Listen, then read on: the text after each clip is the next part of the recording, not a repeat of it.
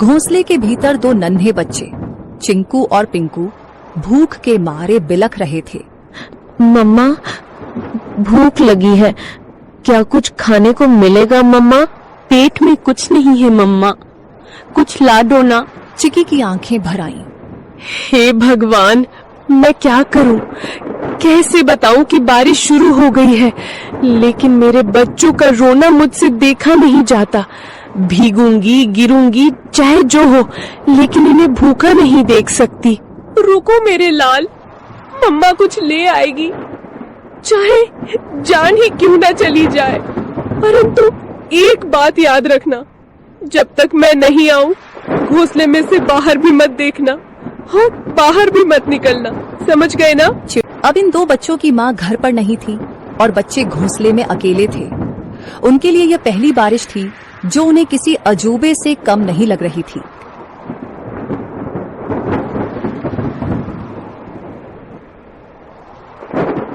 चिंकू बार बार गर्दन बाहर निकालकर देख रहा था। अरे ओ पिंकू, सुन रे, ये क्या चीज ऊपर से टपक टपक गिर रही है? कोई रो रहा है क्या? पिंकू घोंसले के कोने में दुबक कर बैठा था।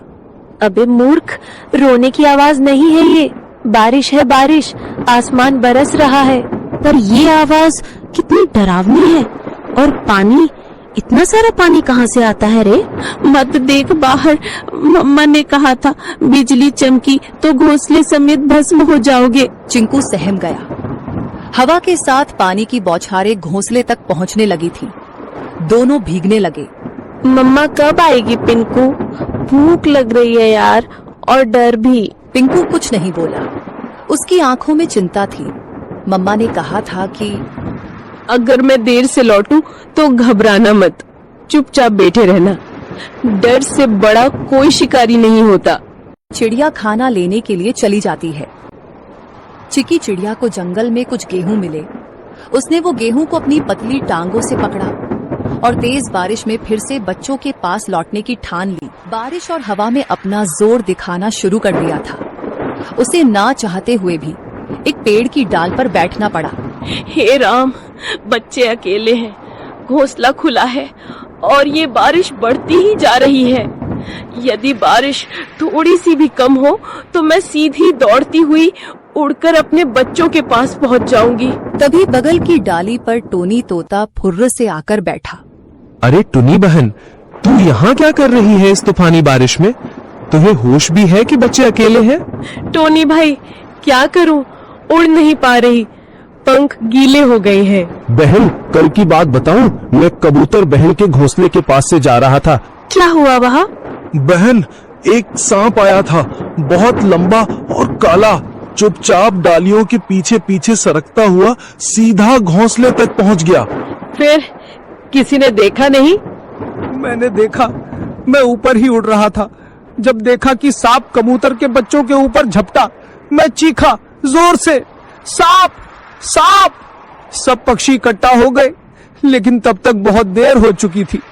वो दो बच्चों को निगल गया बहन। चिकी सन्न रह गई। टोनी का चेहरा भावुक हो उठा। और जब कबूतर बहन आई ना, वो तो जैसे पगला गई थी। अपने घोंसले के पास आई तो देखा कि एक बच्चा खून से लथपथ पड़ा है और दो तो दिख ही नहीं रहे थे। वो बार बार पुकार रही थी, मेरे बच्चे, मेरे लाल, कहाँ चले गए तुम? उसके आंसू रुक ही नहीं रहे थे। अपने बचे हुए एक बच्चे को उसने पंखों में दबा लिया और फिर चुपचाप बैठ गई, जैसे दुनिया ही खत्म हो गई हो उसकी। मैं बता नहीं सकता कितना दर्द था उस माँ की आंखों में। टुनी की आंखें भर आईं। टोनी बोला, तू समझ रही है ना बहन, ये बारिश सिर्फ पानी नहीं लाती, भूख से तड़पते शिकारी भी लाती है। जल्दी निकल, पेड़ों की आड़ लेकर जा, मत रुक अब। चिकी चिड़िया उड़ती है और अपने घर की ओर जाती है। बारिश चल रही थी, लेकिन अंधेरा गहरा था और ठंडी हवा अब भी तीर की तरह चल रही थी। बस कुछ ही दूर और, चिंकू पिंकू मेरा इंतजार कर रहे होंगे। तभी सामने से दो काली परछाई आई। ओए चिड़िया रानी, कहाँ चली बारिश में? चिकी चौंक गई। सामने दो शिकारी पक्षी रास्ता रोककर खड़े थे। आज तो किस्मत चमकी है, बारिश में भी नसीब ने हमें गरम गरम चिड़िया भेजी है। आज हम चिड़िया तुझे खा जाएंगे। अब चिकी चिड़िया के सामने यह नई मुसीबत आई थी। चिड़िया ने सोचा, इस बार मैं नहीं बच सकती, क्योंकि आज दोनों दरिंदे बदमाश इकट्ठा होकर आए हैं। मुझे आज बल से नहीं परंतु दिमाग से काम लेना होगा।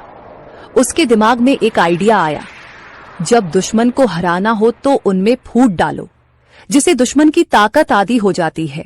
तुम दोनों बहादुर शिकारी हो ना, और मुझे खाना चाहते हो ना, परंतु तुम दोनों में से जो सबसे बड़ा शिकारी और सबसे ज्यादा ताकतवर होगा वही मुझे खाएगा। मैं तो सबसे खतरनाक हूँ, पंखों से पंजे तक मौत हूँ, मौत। तेरी औकात नहीं मेरे सामने, मैं तो उड़ते परिंदे गिराता हूँ। तू मुझसे बड़ा शिकारी नहीं हो सकता। तो भेड़ो ना, दिखाओ असली ताकत। मुझे तो वही खा सकता है जो सबसे ताकतवर है। दोनों शिकारी जल उठे। कौवा उड़कर सुल्तान की ओर झपटा। सुल्तान ने पलटवार किया। सबसे पहले मैं तुझे खाऊंगा, फिर इस चिड़िया को। तू खा नहीं पाएगा कालू। दोनों एक दूसरे को नोचते हुए हवा में झगड़ते हुए नीचे गिर पड़े। दोनों की हालत खराब हो गई और बेहोश हो गए। चिकी इसी मौके का फायदा उठाते हुए चुपचाप वहां से जल्दी उड़ते हुए निकल गई। उसके मन में एक ही बात थी, बच्चों तक पहुंचना है, बस अब देर नहीं। चिंकू और पिंकू कांपते हुए बैठे थे। बारिश अब थम चुकी थी, लेकिन डर अब भी घोंसले में था। तभी हवा में एक जानी पहचानी गंध आई।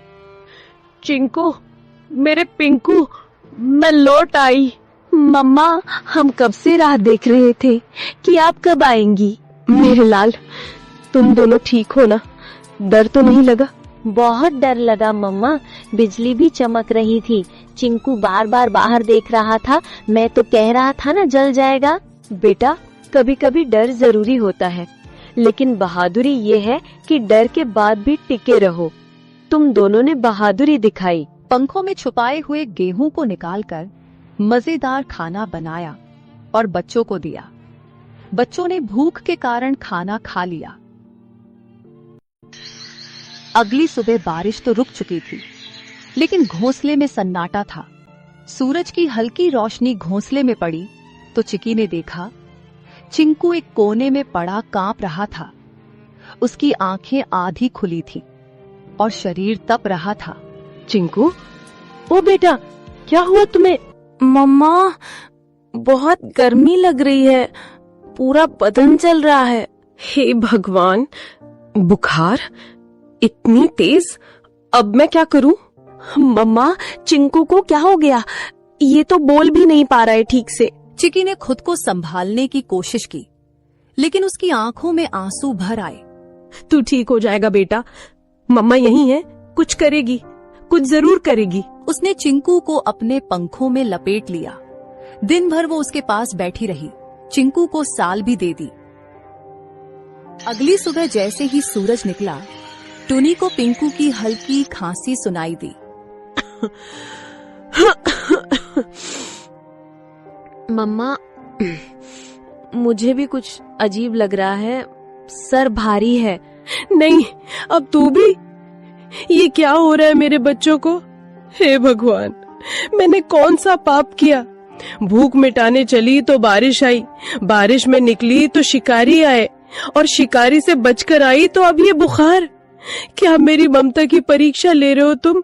पिंकू और चिंकू दोनों अब मम्मा के पंखों के बीच पड़े कराह रहे थे। चिकी का मन टूटा हुआ था, लेकिन आंखों में अब भी एक जिद थी। नहीं, मैं हार नहीं मानूंगी। मैं माँ हूँ, और माँ कभी घोंसले में बैठकर अपने बच्चों। अब भी एक जिद थी। नहीं, मैं हार नहीं मानूंगी। मैं माँ हूँ, और माँ कभी घोंसले में बैठकर अपने बच्चों को यूं मरता नहीं देख सकती। अगर इनको बचाना है तो मुझे लड़ना होगा, बीमारी से भी, अकेलेपन से भी, और इस जंगल की बेरहमी से भी। लेकिन उसके मन में एक सवाल लगातार घूमता रहा। क्या ये कल सुबह मेरी